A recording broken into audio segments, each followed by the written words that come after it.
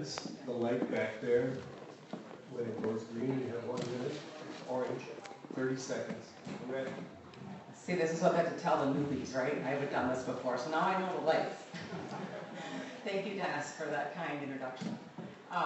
Barb Haley, I'm running for the House seat, District 21A. Thanks for being here today on a sunny day. So I'll try to stay under 10 minutes because I think it's me and the sun. I'm in between you and that, all right? So I'll be quick. I'll tell you why I'm running. When I announced, friends and family said, "What are you getting into politics for? You're crazy." I said, well, it's a fine line between crazy and courageous, all right? So let's stay on the courageous side. But I'm running because I want to serve. As Dennis said, I've been very involved in the community. I have a long business career, and I feel like I've been led to this point where I can do more for the people of this region at the state capitol than locally. So I care about the region. I was born and raised in Red Wing.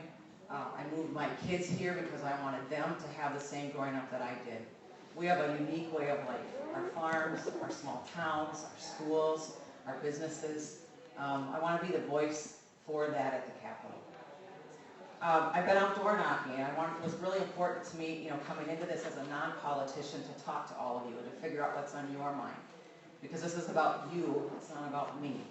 So the last couple of weeks, if I haven't hit your door or you haven't gotten a voicemail from me on your phone, I'll be out there this summer. But I want to tell you a few stories about the people that I've talked to because I think it'll lend to you, what I stand for. I met a young gentleman named Nathan. I actually walked up to his farmhouse and I said, "Hey, I'm looking for your dad, Nathan." And he said, "Well, that's me." He was about 18 or 19 years old, and I said, "Well, good for you for getting involved. Why are you involved?" He said, "I'm a first-time voter, and I care about pro-life. For me, it starts from there, and that's why I'm involved." So I had a chance to share my story with Nathan. I had a very difficult pregnancy with 3 triplets, and I was told I could selectively reduce and I'd have a better chance of carrying babies full term. I chose not to. My life was also in danger during that pregnancy, and there were things that could have been done, and I said, no, it's my responsibility to see this through. Unfortunately, we held all 3 girls in our arms, and they died.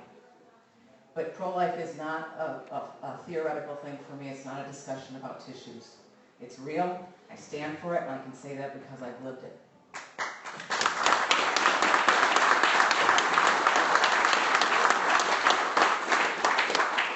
I have 2 amazing children now that are adopted from Columbia. They're not here today. My daughter is managing the boys' tennis team. That might be more about the boys than the tennis. That's where she is. And my son is helping babysit some grandchildren for our neighbors today who have a medical emergency, so they couldn't be here. But this is my husband, Tim, of 28 years.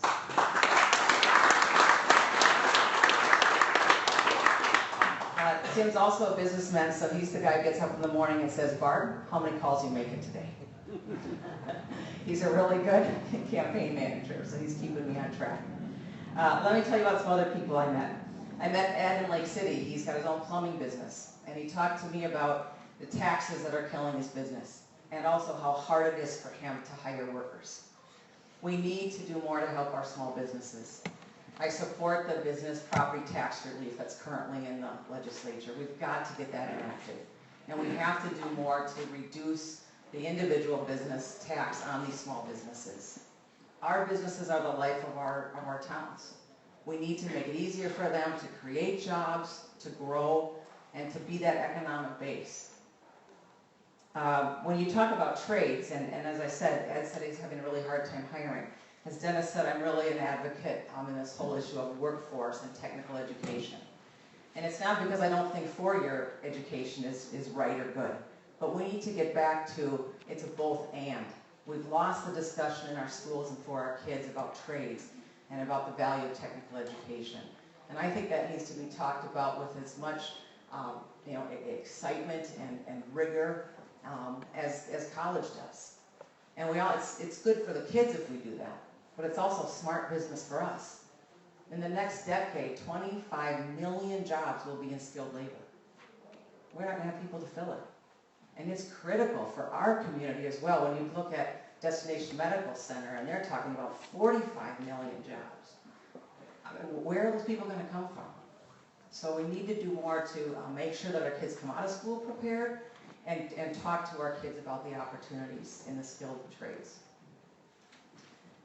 Talked with Richard in Frontenac, and his main concern was gun legislation.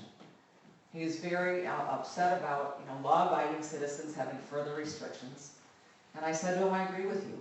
Doing that's not going to keep guns out of the hands of criminals. We all know that evil is going to find a way, right? So I want you to know I support the Second Amendment. I talked with Kevin and Claire in Lake City, and they're Republicans, and they said to me, it's kind of hard to be a Republican someday, Barb, because people think we're all money hungry and people think we're mean.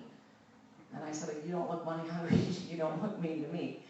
But Claire and I got to talking about nonprofits, and she asked me about my resume and the work that I've done. And I wanted to clarify that for you today. My work in nonprofits, I didn't work for government agencies. I believe that when much has been given to you, much is expected. And I give back to my community. That's my involvement in nonprofits. But in doing that volunteer work, I saw that they oftentimes weren't as fiscally responsible with the money. They didn't have a long-term plan. They didn't have strategy. They weren't really good at governing. So I developed a training program, and I had some private foundations funding, and it was a 3-year contract. And I was in the community helping them better run their finances. I was bringing a business perspective to their nonprofit organization. You see too often in the nonprofit sector that it's what I call mission creep. They start out with a good mission, but then as more and more government programs become available for money, they start chasing the grant dollars. And then they're trying to do everything, and they're incredibly inefficient, and more money gets wasted. So I want you to know I bring that business perspective to my nonprofit work. Another conversation I had was with an HR rep at one of the largest companies in Redmond. And she was very concerned about the state mandate for paid leave that's currently being discussed with the legislature. That's an example of something I also stand for. We can't continue to have mandates and regulations on our businesses. They'll cost jobs and they'll cost our productivity and our effectiveness. Last story. I think I've told you a little bit about these conversations, and I want to talk about my philosophy of government. I think government's here to do 3 basic things: protect us, right? Provide for basic infrastructure, roads, bridges, etc., and provide education. Too often, it's just more and more and more, as the other speakers have talked about today. Government shouldn't do everything, and it can't do everything. I believe in the private sector. The private sector is run by profit motive, and that's a good thing. Because if you have a business and your product isn't good or your service isn't good, you will go out of business and you won't get paid. It'd be nice if government had that same philosophy. So if you say, I want you to know, if I'm your next representative, that's how I'll approach things in St. Paul. That we need to look at proposals and first ask us, is this something government should be doing and can do well? Or is this something that the private sector can do better? And if it is a government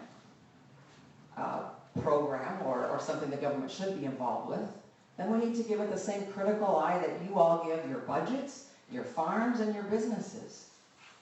Can I sustain this? Can I afford it? Is this replicable? Am I going to have a return on this investment? And is my money better here than in pot B? We need that same fiscal discussion and accountability in St. Paul. So that's my philosophy. I wanted to share that with you today. 3 things, I guess, to remember. I'm experienced. I'm a hard worker. I care. And I'm here to serve.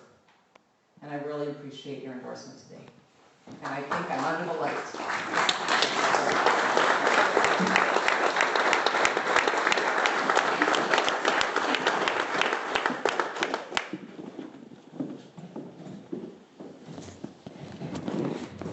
Are there any other nominations for